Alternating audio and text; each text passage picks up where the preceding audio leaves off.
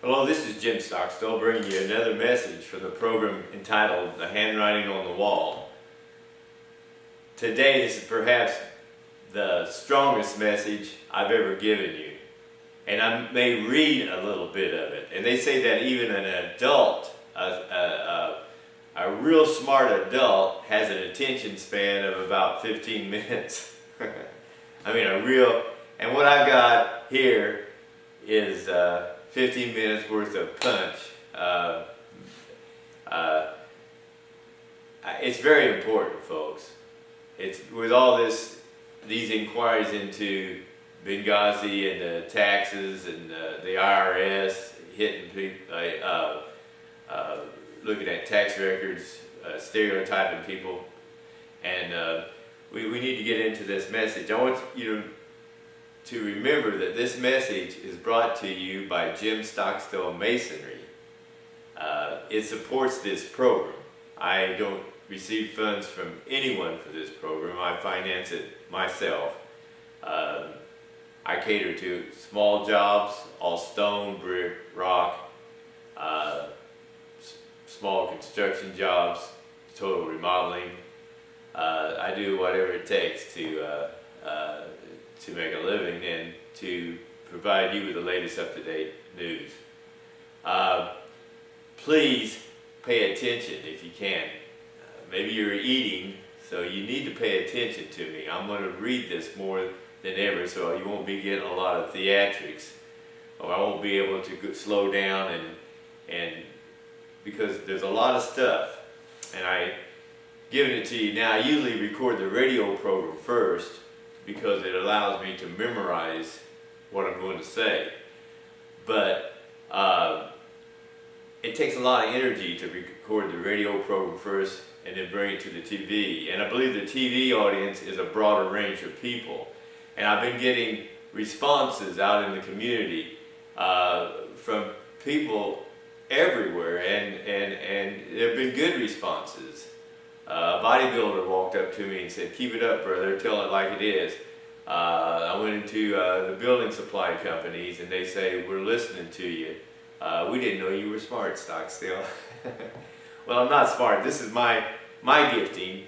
And I waited till a long time in life to use it on TV, but this is what I'm called to do. I'm called to sound the trumpet, to sound the alarm, and tell you what's going on. You've got to listen to this. The United States is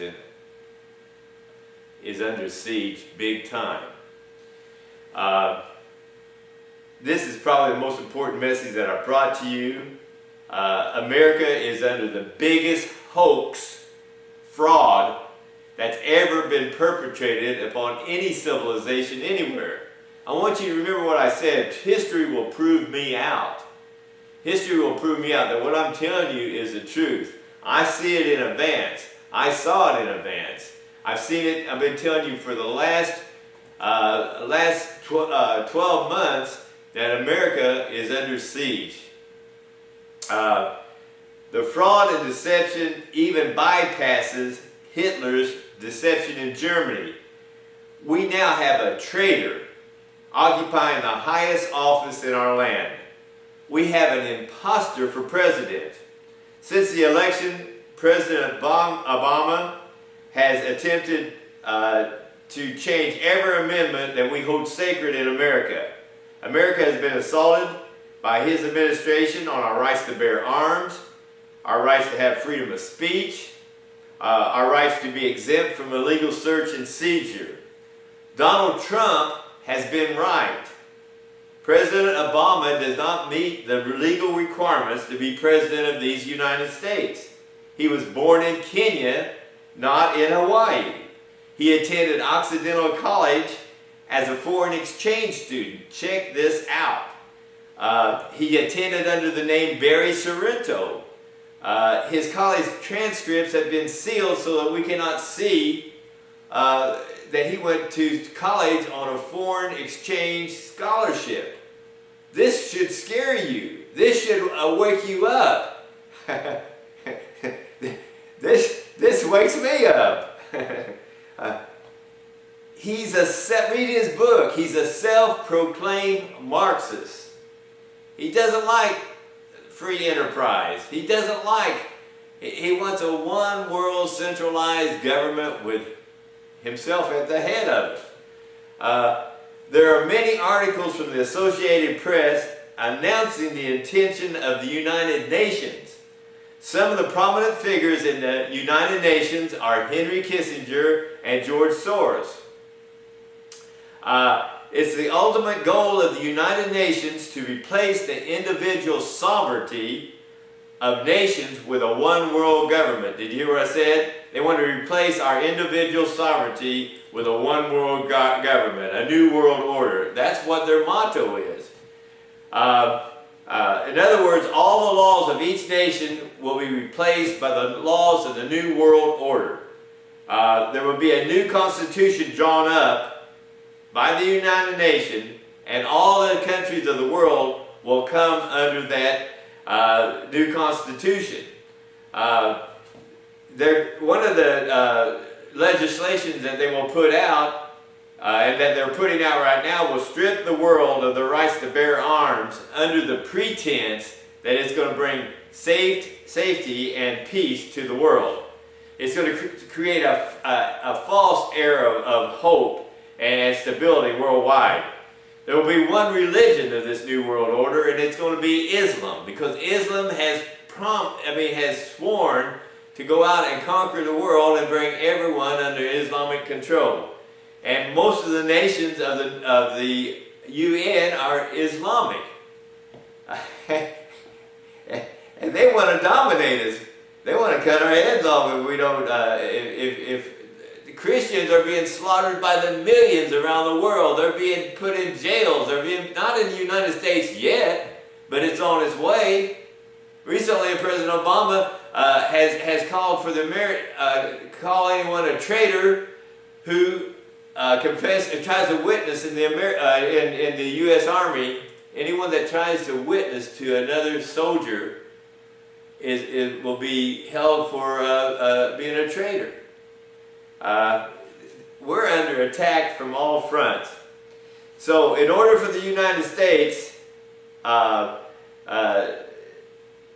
to be a part of the New World Order, it has to give up its sovereignty.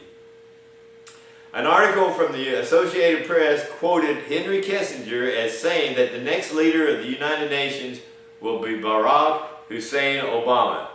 And there are many people now coming out and saying what I'm saying. They're coming from all avenues of life. Brave men and women are coming forth in all areas of our society to denounce President Obama. Mike Huckabee, he has his own show on Fox Network. He's a former congressman from Texas, I believe, and he's calling President Obama a traitor. Alan West, a distinguished congressman and a black man from Florida, is calling Obama a traitor.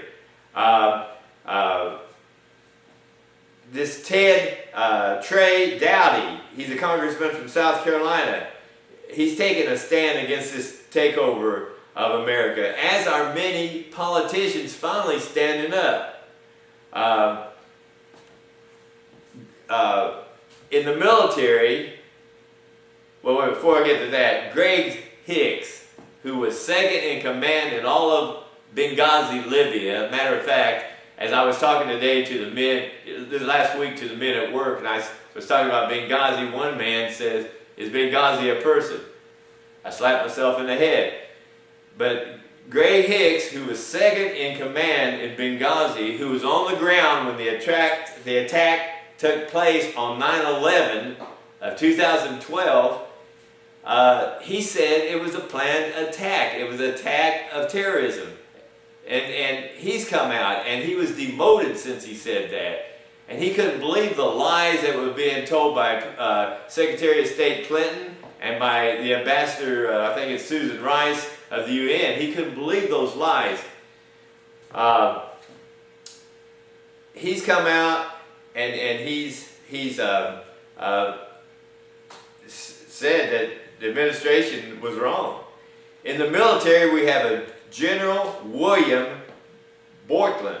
He's a former commander of the U.S. Delta Forces, and he said that we could have gotten troops from the Delta forces to Benghazi embassy in time to save our 2 Marines, Navy SEALs, our former Navy SEALs, who, by the way, weren't working as Navy SEALs. They were private contractors over there, and they heard the fighting, and they ran to the embassy, didn't even have weapons. And the guards that were guarding the embassy, who were part of the people that was attacking us, threw down some weapons to run when they got the attack. We hired people to defend us who was on Al-Qaeda's side. People, come on, let's wake up. This is getting dangerous. This is something, I can't believe it myself. It's true. But they threw down their guns. Greg Hicks, not Greg Hicks, but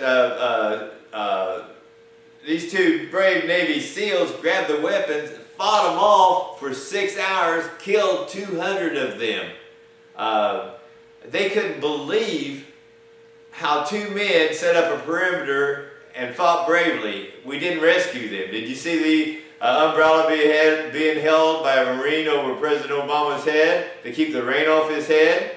Well, the rain of bullets were coming down on these Navy SEALs' heads, and President Obama wasn't holding an umbrella of the military over their head.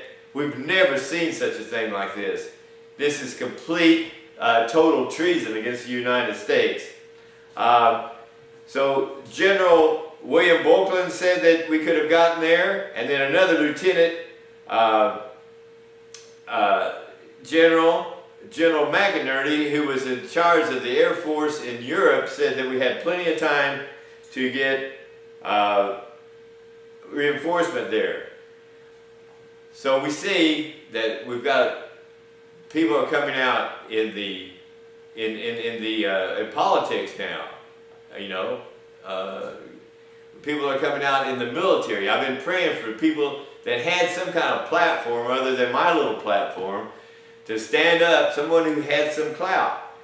Now the reason I'm telling you all this is because I'm just a watchman. I just sound the alarm. I just tell people what's going on. You have the responsibility to talk to your own families and tell them what is going on. You have, my people perish, God says, for lack of knowledge. And I certainly don't want you to perish. That's why I'm telling you this. If this gets in the right hands, what I'm saying gets to the right people, we will affect a change. And I'll get into that in just a minute. Preachers are standing up. Jack Van Impe, if you can go on the religious stations and listen to him, he's got it pretty well down. He's calling it like it is. Erwin Baxter, an end-time preacher, is telling it like it is and has good information on Islam and the threat of Islam. John Hagee is standing up strong against it. Other big names are Hal Lindsey standing up, and James Robertson and Joel Richardson. To name, there are thousands of men. 7,000 haven't bowed their knee to Baal. I hope it's 7 million haven't bowed their knee to Baal, because we cannot be taken over, people. What is America's role in the last days? Are we going to aid and abet the establishment of the New World Order, or are we going to continue to do what we've done since the foundation of our great nation? We have extended liberty, and we have preached the gospel, and we've been a positive factor in the development of the world. Now we're a positive factor in establishing negative things. We can take it back.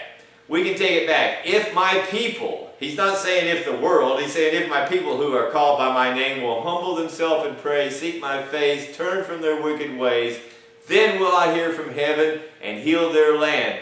You are the people. You are the Christian people. We humble ourselves. We turn from our wicked ways.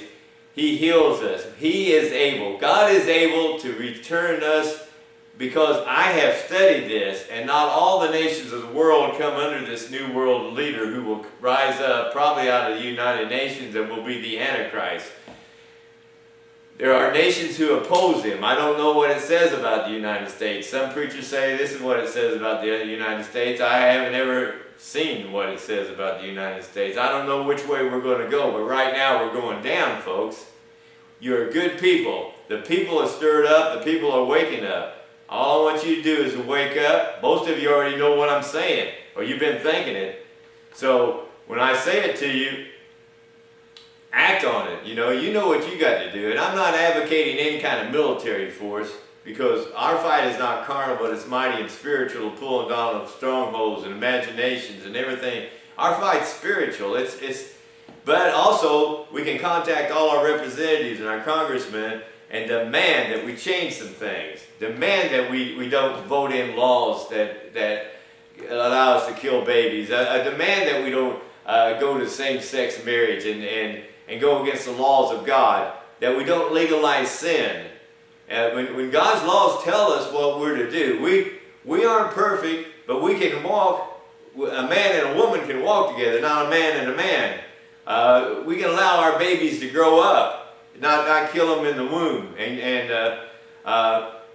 we need to do that. That pleases God. That is God's law, and it supersedes any law that's ever been given to man on this earth. God's law is the ultimate law, and if a nation will obey His law, a nation will flourish. When they go against His law, they'll be judged.